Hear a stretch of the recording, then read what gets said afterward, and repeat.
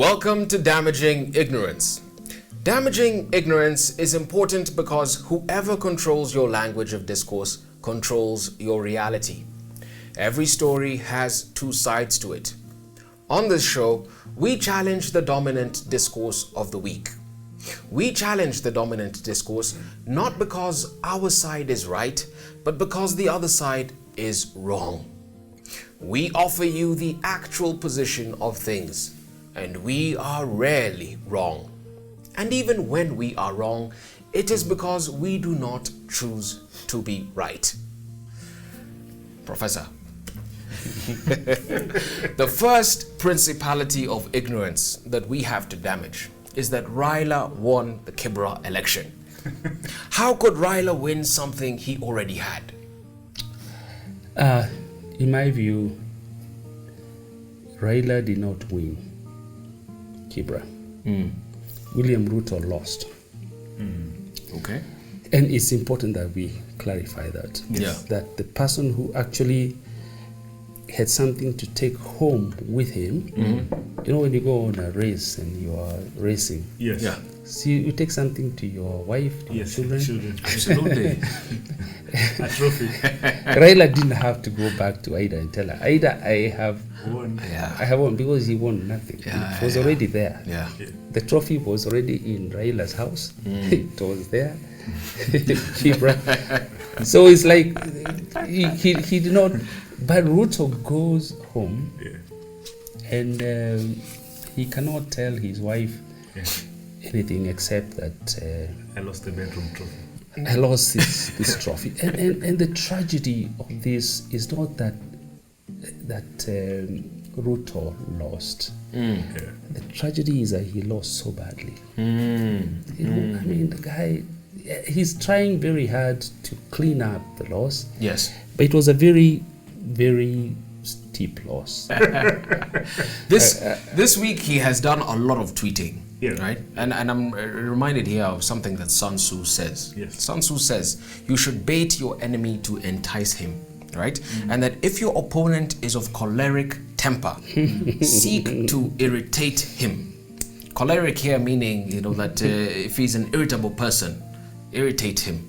Do you think that this is the trap that he's falling into Have you noticed? post Kibra? Have you noticed that after Ruto lost Yeah. in Kibra, because Raila did not win, Yeah. the Raila went quiet. Yes. Because he kept the trophy that he had always had in his showers. Yes. But then after he kept silent and Uhuru said absolutely nothing, Nothing. Yes. they kept on throwing jabs at William Ruto. It's like prodding him. Yes. Yeah. You know the way you prod a frog and you Chocolate. you prod it, you chocosa it like this, it jumps, it does a twitch. Yeah. And that's what is happening with William Ruto. You know, when you are of choleric temper, Yeah. and I think Ruto must be recorded in our books of political history as a man with choleric temper, the best way to deal with him is to constantly irritate him. The more you irritate him, the more he loses the plot. Yes. Yeah. And I think that this is what these two guys, that's Raila and Uhuru, are doing on William Ruto. Yeah. I need to also say something here, that William Ruto, and he's a friend of mine, is probably one of the most untaught politicians in our space. My goodness. Wow. And I say untaught because I have always told you guys that whenever you see a man who says that he is self-made, Made. you are staring at the horrors of unskilled labor. I have always told you that. Now, you see, William Ruto says he's a hustler. Yeah. And when you, even before we talk about his hustlerness, when you look at his entire existence, I want to ask you, who is he accountable to? Is William Ruto accountable to anybody? Who advises William Ruto? Yes. William Ruto advises himself. No, this is important, Yeah. Jan, because if you have, I heard you saying the other day, no bourgeoisie, no democracy. That's right. Meaning that if you don't have a group of people who have certain values that you're accountable to, Yeah. then you will end up driving a country into a dictatorship of forms. And my biggest worry right now is that William Ruto is creating a president. The president is himself. The creator of that president is William Ruto. So the question is that once we've made him president, Yes. whom will he be accountable to? Will it be his mother? At least we know Uhuru Kenyatta has a mother. First lady. Yes. Former first lady. Former first lady. If Uhuru goes like Nyue, like this, Yeah. first lady says, what do you think you're... What are you doing? What are you doing? We know Uhuru has a wife who is the most beautiful soul, Yeah. but also someone that he is accountable to. True. Yes. We also know that Raila has a wife, Yes. Aida will tell Yeah. Jacom, Baba man, Don't be. Donge. What are you thinking you are doing? You're doing. Huh? And Raila will say, all right, and he will Yeah. turn. Yeah. But do you think that Ruto can be brought to books? It can be brought back to a space where he's neuroshwad by his wife? No. Probably not. And then look at the politicians around him. Yeah. Yeah. As we said last week, all of them are renting. Yes. Absolutely. So we want to invite William Ruto, and we're doing this courteously, that you need to look for a mentor. And we told him last time that he should look for an old man in the region, like Museveni, someone who, or Magufuli, someone who will tell him, man, you're off track. Yeah. That's the way then he becomes accountable to a group of people, and then he's able to deliver his leadership. Yeah. But if he's not accountable to anybody, any leader who is not built by anybody, any leader who is not a product of boardroom politics, any president who has not been created through boardroom negotiation, ends up being accountable to themselves. And that's what they are calling the Hustler Project. And just let me add something there. Okay. No hustler in the history of hustlerness Yes. has ever removed a hustler from the hustle. Whoa. That's a fact of history. So anybody coming to Kenya and saying that I'm a hustler, like you guys, and once you make me president, I'm accountable to nobody. Yes. In the meantime, I'll remove you from the hustle. That man is lying.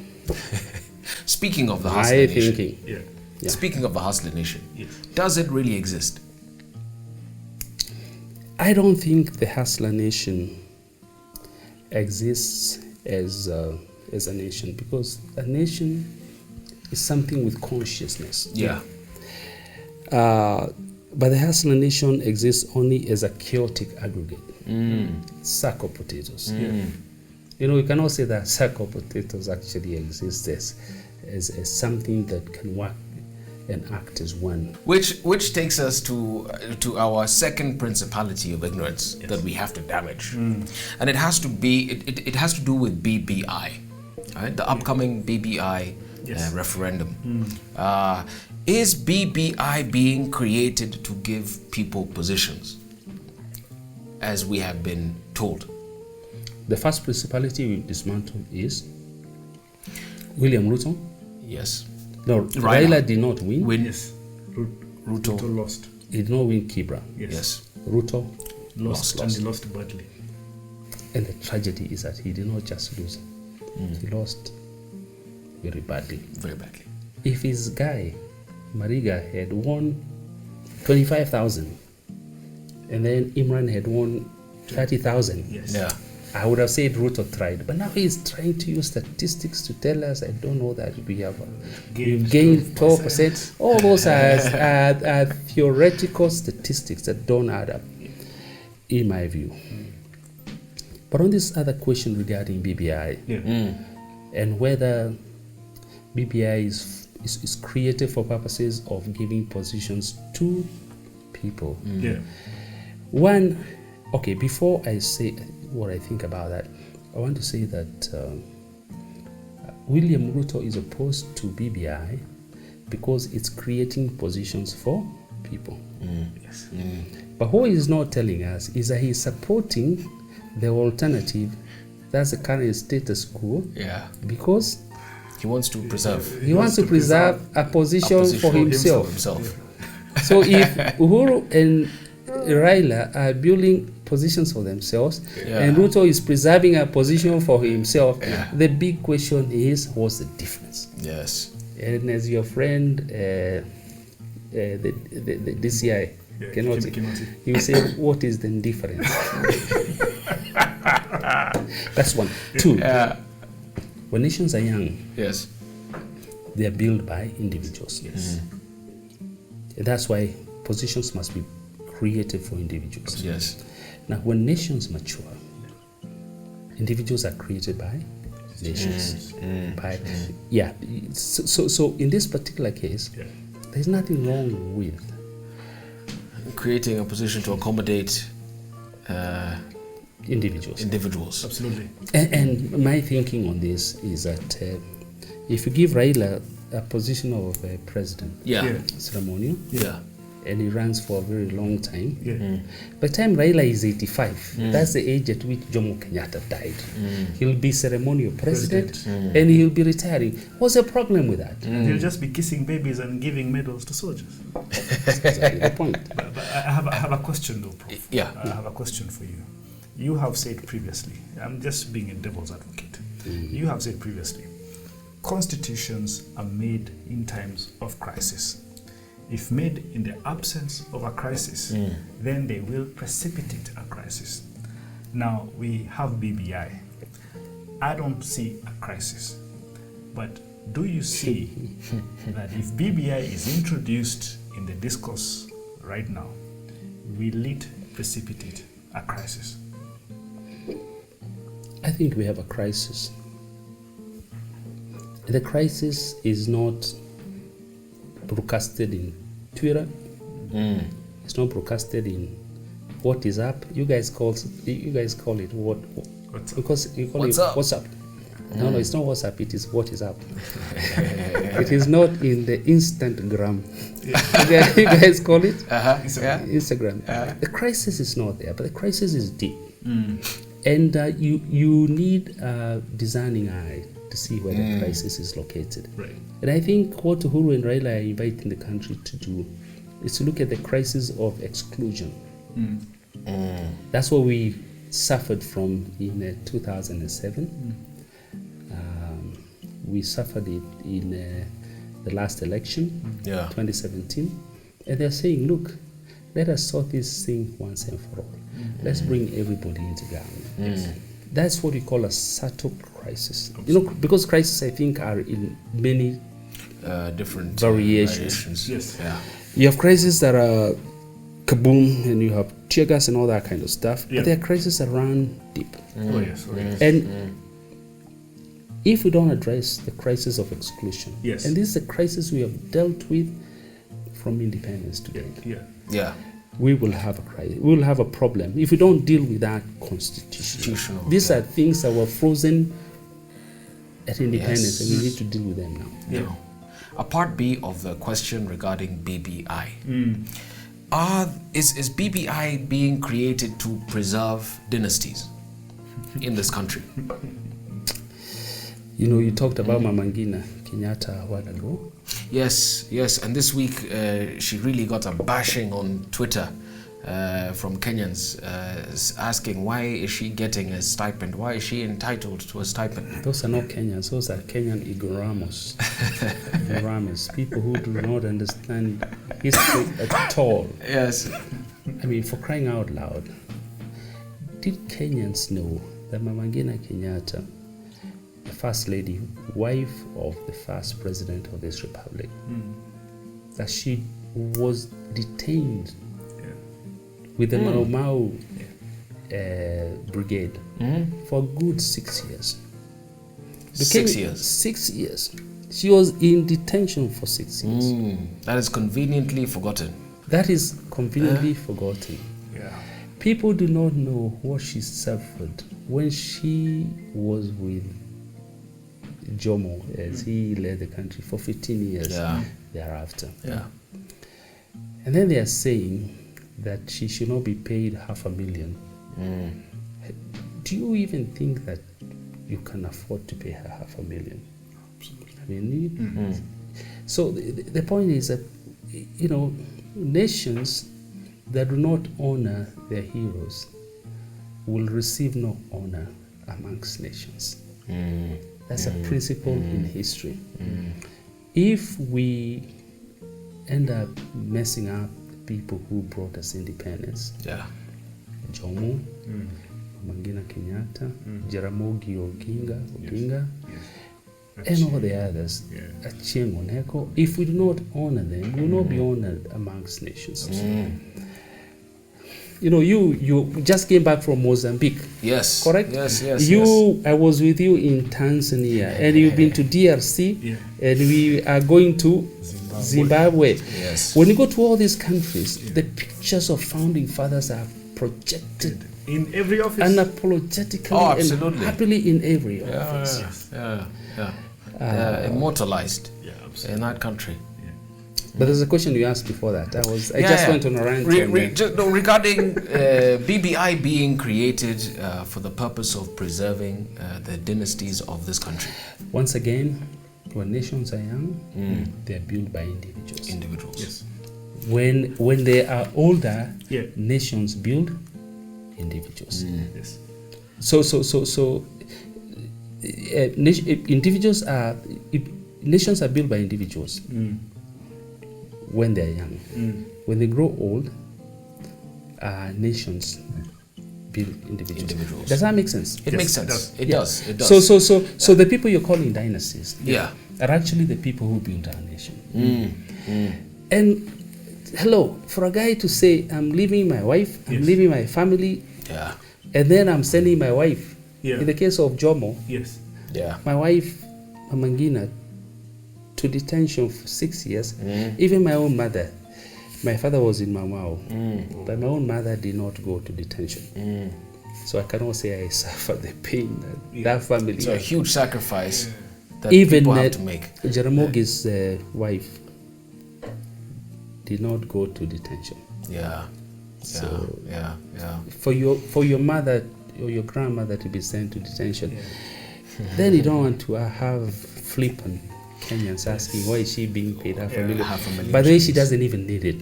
We need to tell these people that. I want to believe that she doesn't need it. So if we can consider the third principality of ignorance that we have to damage, and this has to do with the handshake. Absolutely. Is it true that Raila cannot betray Uhuru, and that their bromance, their pact is for life? What do you think? There is a saying someone has come up with. Someone said once that if you have never met the devil today as you're walking, it is because you are probably walking in the same direction. But I want to ask Prof this. I was doing a little bit of research. 2015, 2016. Raila Odinga has been talking about overborrowing and the debt in this country and accusing Uhuru Kenyatta. Is it possible that he is probably being set up with the media narratives that we are seeing right now? So just in case he renegades on BBI, then Raila Odinga will jump ship and say, you see, I told you we cannot trust him. Just in case Uhuru reneges on BBI, on the agreement to pass BBI. Absolutely. One good thinker said this, that the future did not happen because we failed to plan it. Yes. The future failed to happen because we did not imagine it. Are you getting that? Got it. You got it? I cannot got it. Imagination is superior to knowledge. Those who imagine are the ones that are makers of things, are the people who create things. Absolutely. Yes. Absolutely. Even when the Son of Elohim was sent to us here on earth, to create dominion and create the kingdom of God. Yes. We like to talk about that. Absolutely. It's because Elohim himself, God, Yes. imagined Yes. a world that did not exist. Yeah. Yeah. Now, people who are imaginators, Yes. like Uhuru Kenyatta, they're imagining things like this, Yeah. and they say, let's imagine it and bring in this imaginario, can we bring in Tinga? Yes. We imagine together. We will change the world. But what was your question again? I want to know if you know the question or it's question about imagination. I know the question. You see, I've been getting a sense. You see, if 2015, 2016 happened and Raila said and accused Uhuru of overborrowing and the debt, and now the exact same narrative is what we're seeing today. Could it be that he is having a gun on Uhuru's head and saying, I want BBI, I want Prime Minister now, and in case I don't have it, then I will have people on the streets accusing Imagination is built around reality. Yes. It's not built around things that are abstract. I think when Uhuru invited Raila, Yeah. in his mind he said, what are Raila's options? Yeah. He can stick with me, Yes. and maybe he will even abandon me. My thinking. Yeah. Then he says, okay, let's assume he abandons me. Yes. And he goes to Ruto. Yes. And he does a pact with Ruto. How will that thing look like? So, let's simulate this. Yeah. He says, Uhuru, I don't like you anymore. Utadanganya mimi, tumewachana na wewe, tunaenda kwa Ruto. So he goes to Ruto. How will that conversation happen? Tell me. One, Ruto is already deputy. Absolutely. So if Raila is going to be the boss and Ruto deputy, Ruto already has that position. Absolutely. So he will not, that will not be endearing to him. And then number two, Raila is looking at Uhuru, and Uhuru is retiring. So Uhuru will retire very shortly. How do you go to a guy who is not retiring? Or who's, it makes sense to stick with Uhuru. So the Raila Ruto pact, in my thinking, Yes. and you can take that to the bank and borrow a loan against it. Ain't gonna happen. And if it happens, the economy will collapse. People are saying economy is collapsing. Economy will collapse only because of such kind of thinking. The putting together of the most unlikely Absolutely. pieces. Okay. So we have damaged quite some ignorance today, haven't we? Absolutely. So what you're saying then on this one is that Raila has absolutely no incentive to move over, to make a pact with Ruto. Ain't gonna happen. Ain't gonna happen. But quick devil's advocate. Let's assume Raila Odinga offers William Ruto the executive premiership position, and William Ruto says BBI. Will he take it? If William Ruto says today I'm going to have BBI, but under the condition Raila Odinga is ceremonial president, will country say 41 against 1 again?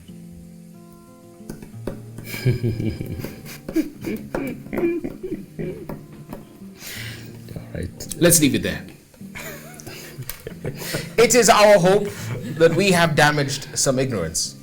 We also hope that we have exposed the owners of the Ignorance Project.